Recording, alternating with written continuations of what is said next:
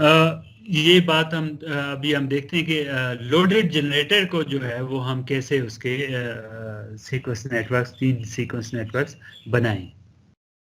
उसी तरह की जैसे हमने डेवलप किया था relation for the delta load, so उसी तरह हम एक लोडेड जनरेटर कंसिडर करते हैं, that is shown in the figure with the neutral grounded through an impedance Zn।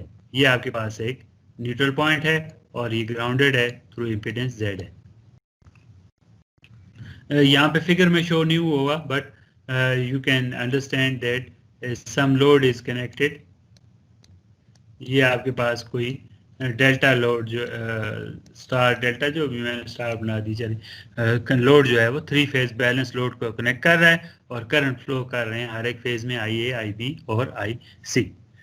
और मैंने पहले भी कहा था कि सिंक्रोनस जनरेटर जो है that only generates balance 3 phase internal voltages and is irrespective जो है वो इररिस्पेक्टिव ऑफ द जो उसकी कंस्ट्रक्शन है, जो भी आपके पास सीक्वेंस बनते हैं, लेकिन उसका जो जनरेशन है that is only a balanced 3 phase internal voltage, और पॉजिटिव सीक्वेंस जो है वो वहाँ पे मौजूद होता है, that is phase A is leading B and B is leading C।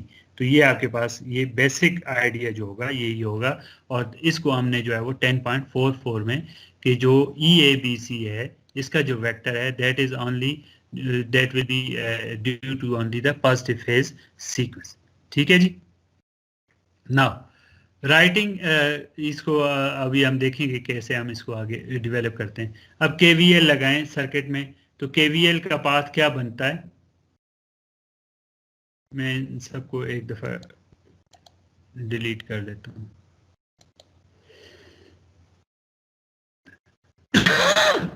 तो अब ये एक पाथ हम डेवलप करते हैं, दैट इज VA। ये पाथ कंप्लीट हो गया, इसको मैं रेड कर देता हूँ। ये पाथ इसी तरह B और C के भी आप बना सकते हैं। ठीक है, तो यहाँ पे KVL लगाएं। KVL क्या होगा, देखें ये करंट की डायरेक्शन यहाँ पे क्या है, ऐसी है, एक सोर्स है और एक लोड है, तो ये that mean this is minus, this is plus. ये पॉजिटिव से ये सोर्स रिप्रेजेंट है तो ये प्लस होगा, ये माइनस होगा। IN की करंट डायरेक्शन ये है, तो that through impedance that will be leaving minus sign. तो ये आपने एहतियात के साथ इनको लगा देना। So now you can write KVL equation plus VA, first terminal के साइन को देख रहे हैं, प्लस IN टू ZN। मैं लिख लेता हूं यहाँ पे, एक दोबारा से देखते हैं।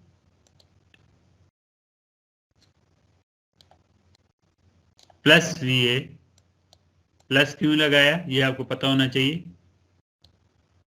लूप में जो फर्स्ट साइन आ रहा है, प्लस IN इंटू ZN।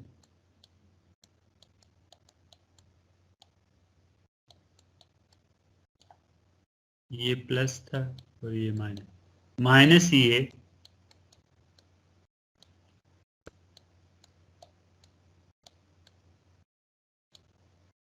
और ये माइनस और ये प्लस, प्लस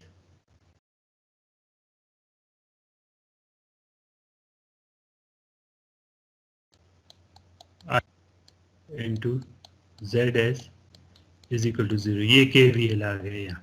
ठीक है, अब यहाँ पे अगर आप इसको थोड़ा सा फॉर्म चेंज करें तो ये आपके पास 10.45 इक्वेशन में पहला पार्ट आ जाता है कि दैट इज VA, इसी साइड पे रहे, बाकी सब दूसरी साइड पे चले जाएं राइट हैंड साइड पे, तो VA is equal two plus E A minus IA into ZS, minus IA into ZS, और minus IA into ZN, minus IA into ZN। ये आपके पास है। इसी तरह B के लिए भी और C के लिए भी लिख दिया। And now you know already that IN is equal to IA plus IB plus IC। तो यहाँ पे IN की वैल्यू लगा दें, तो IN के साथ ZN, तो that means IA into ZN plus IB into ZN, sorry IA into ZN plus IB into ZN plus IC into ZN। तो हर एक के साथ ZN आ जाएगा, तो ZS plus IA यहाँ पे है, तो IA into ZN, तो Z S into Z S plus Z N यहाँ पे आ जाएगा। तो माइनस इसके साथ था तो ये माइनस साइन बार है, ठीक है। ये वेक्टर्स हमने बना ली, ये इसको यहाँ पे ये बना लिया, देन दिस वन, और ये बाकी जो पोर्शन है उसको हमने यहाँ पे कर लिया, ठीक है। तो आई ए के साथ आई ए यहाँ पे भी है तो इधर भी आई एन की जगह पे भी आ जाएगा, तो दो आ जाएंगे। तो Z S plus Z N, minus मैंने कॉमन ले लिया तो दोनों के साथ माइनस। इसी तरह आई बी के साथ ओनली जेड एन, आई सी के साथ जेड एन।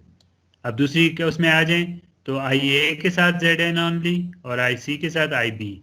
तो ये इसी तरह डायगोनल एलिमेंट्स आपके पास आ जाएंगे, आई ए प्लस आई बी प्लस आई सी के साथ। ये करंट वेक्टर है।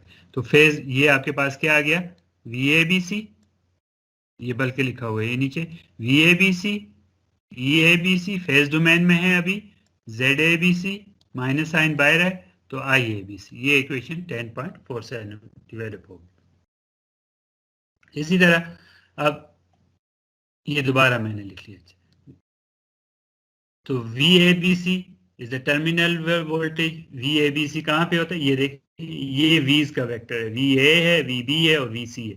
ई का जो वेक्टर है that is internal generated voltage of each phase, और आई का जो वेक्टर है that is the current of each phase, इसमें आई ए बी सी। तो जेड जो है that is represented by this, ये जो है ये आपके पास ये मैट्रिक्स है। नाउ इसी इक्वेशन को आप 10.47 को फेज डोमेन से हम इसको सिमेट्रिकल कंपोनेंट्स में कन्वर्ट करते हैं। तो वही रूल है कि वी या आई जो भी लिखते हैं दोनों के लिए सेम है, is equal to A into V 012। ये हमने वो लास्ट टाइम जो इक्वेशन भी लिखी थी। तो ये आपके पास कन्वर्जन है।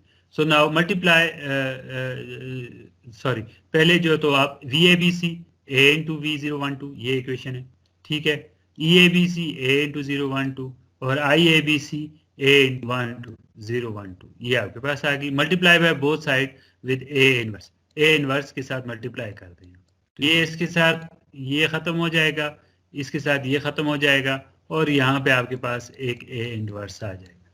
That is represented by this equation 10.49। ये इक्वेशन आपके पास आ गई, ठीक होगी बात। Now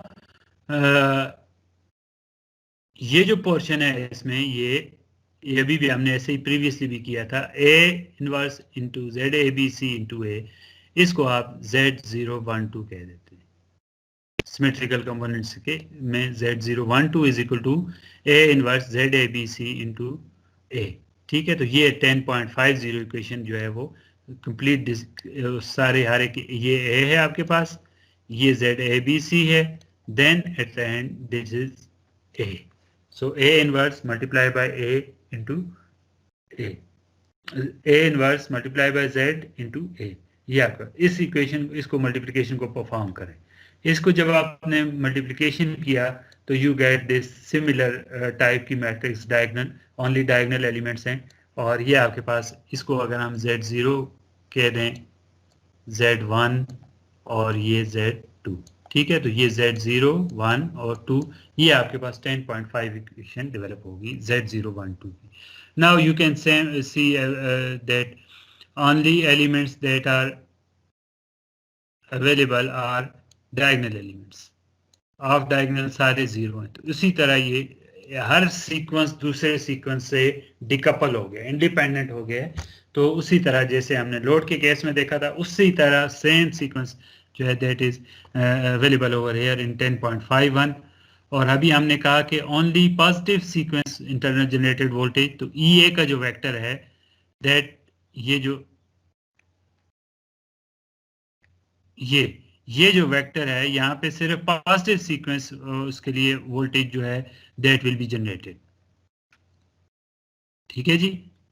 so we will have a positive E012 में सिर्फ आपके पास पॉजिटिव सीक्वेंस वोल्टेज होगी, ठीक है। बाकी दोनों सीक्वेंस जो हैं वो जीरो हों।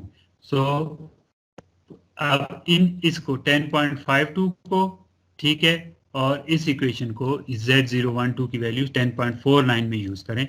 ये आपके पास एक पॉइंट है जहाँ पे वैल्यू लगानी है और ये लगानी है। ये आपके पास ऑलरेडी ये दोनों वेक्टर्स यहाँ पे मौजूद है।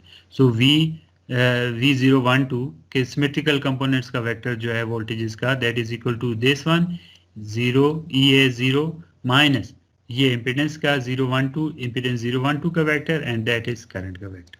ये आपके पास इक्वेशन आ गई। अब आप इसको अगर परफॉर्म करें इसकी मल्टीप्लिकेशन को, तो यू विल गेट दिस 10.54। तो 10.54 you can clearly observe that उसी तरह इंपॉर्टेंट इक्वेशन है जैसे हमने लोड के लिए डेवलप की थी, सिमिलर पैटर्न पे है, ठीक है।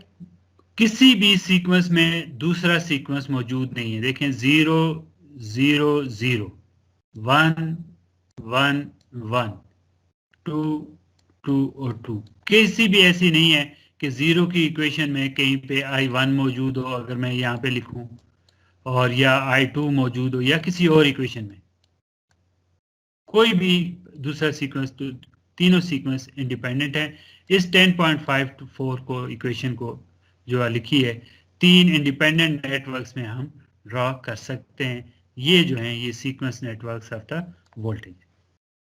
ये आपके पास क्या है, सीक्वेंस नेटवर्क्स ऑफ द 10.54 के सिंक्रोनस जनरेटर के जो सीक्वेंस नेटवर्क्स हैं इक्विवेलेंट वो ऐसे हैं।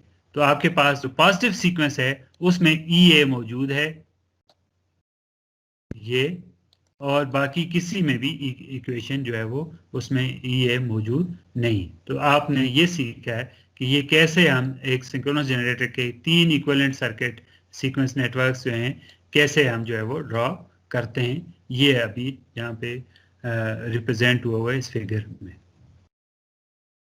सो सीक्वेंस आपने देख ली है कि sequence positive sequence network is same as the one line diagram जो अभी तक पढ़ते रहे। That are both sequence are independent of each other और पॉजिटिव सीक्वेंस नेटवर्क सिमिलर। ये देखें ये वही पैटर्न है जो आप अभी तक पढ़ते आ रहे हैं। ये दोनों आपके पास नई इंट्रोडक्शन है, जीरो सीक्वेंस और नेगेटिव सीक्वेंस।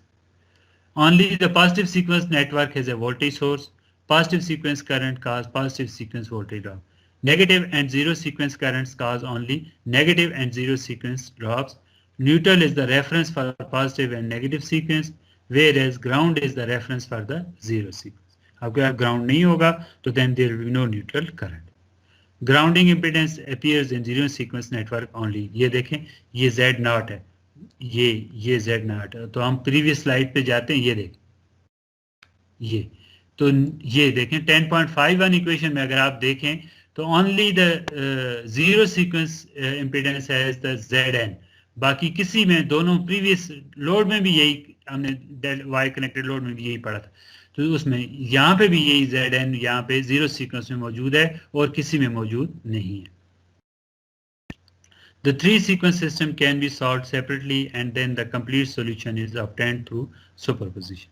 ये आपके पास जो है वो बेसिक आइडिया है बिहाइंड द नेटवर्क कि कैसे आप सीक्वेंस नेटवर्क जो हैं वो डेवलप करते हैं।